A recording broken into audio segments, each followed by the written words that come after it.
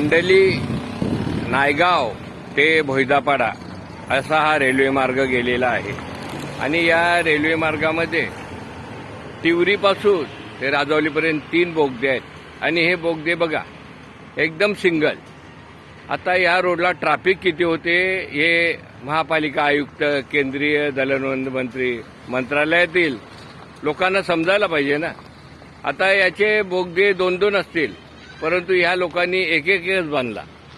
आता याचे दुसऱ्या बोगद्याचे पैसे कोणी खाल्ले हे देवाला माहीत. पण असा कारभार चालतो, कोणाचं कोणाला लक्ष नाही. नुसतं आम्ही मेक इन इंडिया, हे रस्ते मोठे बनवले, हे बनवले आणि ग्रामीण भागात तुमचं अजिबात लक्ष नाही. ग्रामीण भाग ज्याच्यावर मुंबई पोचली जाते त्या ग्रामीण भागावर लक्ष ठेवा. आज चिंचोटी भिवंडी रस्ता किती वर्षी झालं, आता परत पावसाला आला, परत आहे ते आहे. तसेच भिवंडी ते वाडा रोड बघा जा काय परिस्थिती आहे. जरा फिरा तेव्हा समजेल. तुम्ही ते येते हेलिकॉप्टरमध्ये आणि VIP गाडीमधून, तुम्हाला काय तुमच्या गाडीचं नुकसान थोडे होतंय. ज्याचं होतंय त्याला समजतंय. जरा सच्चाईने वागा. आणि मोदीजी काय आता बोललो तर मग तुम्हाला वाईट वाटेल. ना खाऊंगा ना खाणे दूंगा.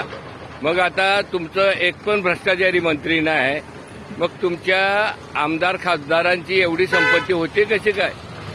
1,000, 500 कोटीची संपत्ती तुमची जमा कशी काय झाली? मग भ्रष्टाचार अजिबात नाही. मग हा पैसा आला कुठून? चौकशी करा. चौकशी करून काय होत नाही हो, काय नाही. न्याय व्यवस्थापन कोलमडले, सगळं व्यवस्था कोलमडली. लोक अक्षरशः कंटाळलेत. पण काय आता बोलणार, हुकुमशाही चालू आहे. जास्त बोलत नाही राम.